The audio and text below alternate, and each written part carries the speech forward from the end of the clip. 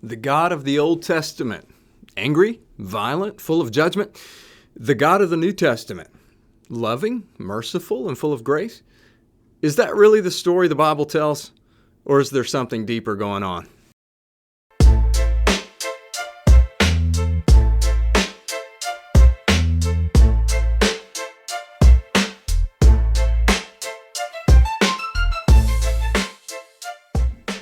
Welcome to Wrestling with God. Big questions, honest conversations. I'm Cliff Sims, and if you've ever wondered if the God of the Old Testament is different from the God of the New Testament, or if the Bible presents two conflicting versions of God's character, this episode is for you.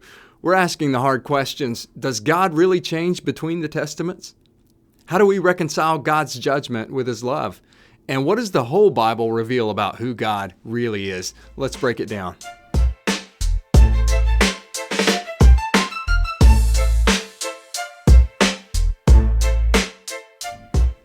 If you've ever read the Bible, or even just heard stories from it, you might have noticed what feels like a stark difference between the Old and New Testaments.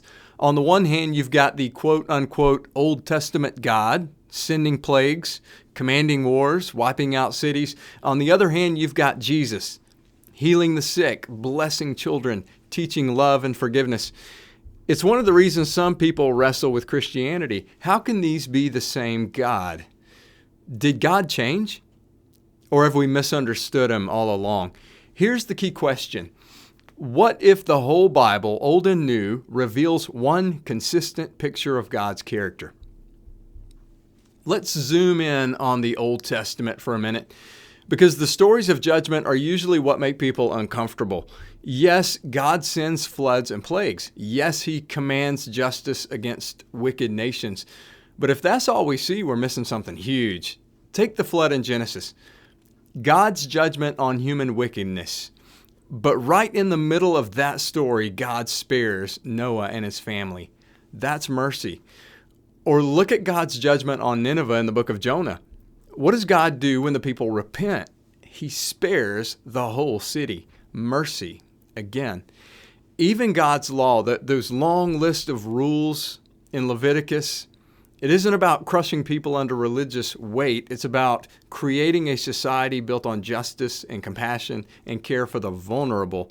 Judgment and mercy aren't opposites in the Old Testament. They're two sides of the same coin. But what about Jesus? Isn't He all about love and mercy? Absolutely. Jesus embodies God's love in the clearest way possible.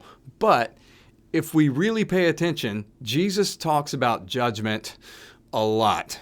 He warns of God's coming judgment on hypocrisy and injustice. He clears the temple in righteous anger. And He talks more about hell than anyone else in the Bible. The difference isn't God's character. It's in how God's character is revealed. On the cross, we see both God's love and His judgment fully displayed. God's wrath against sin isn't set aside. It falls completely on Jesus. The cross isn't about God's becoming softer or more lenient. It's about God satisfying His perfect justice and wrath through the sacrifice of His Son. Jesus' death isn't just an act of kindness. It's a game changer. The judgment that we deserve is absorbed by Jesus. God's amazing love is revealed not by ignoring sin, but by paying its full price on our behalf. Love and judgment aren't opposites. They're both expressions of God's goodness, because a God who truly loves has to stand against evil. And in Jesus, that love takes on flesh, takes on sin, and takes on God's righteous wrath so that we might receive mercy. Here's the bigger story the Bible tells from cover to cover. God is unbelievably patient with human evil and relentlessly committed to setting things right. If you read the Bible as one whole story, what you see isn't a God who changes, but a God who stays the same in every season, slow to anger, abounding in love, always giving people time to repent, but also never turning a blind eye to injustice. The cross is the ultimate collision of God's judgment and mercy. Sin matters, justice matters, but instead of pouring judgment on us, God absorbed it himself. So what does all this mean for us? Skeptics and seekers and believers just trying to make sense of God. It means God is not a cosmic vending machine or a spiritual Santa Claus.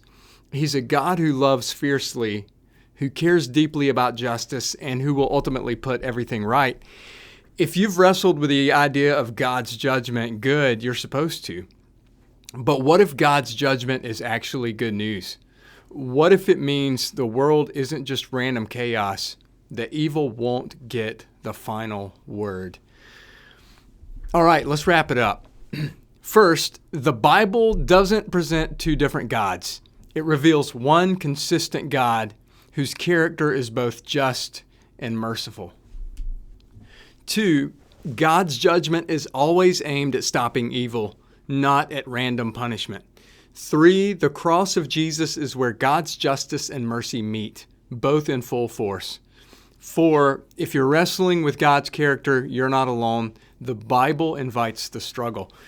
Maybe the better question isn't, why is God so angry in the Old Testament? But why is God so patient then and now?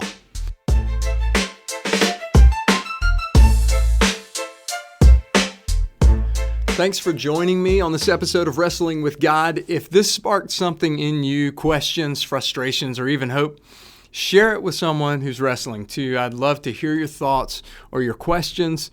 You can reach out anytime. Until next time, keep questioning, keep exploring, and keep wrestling with God. You can find me at riverchurchdecatur.com. Stay curious, and I'll see you in the next episode.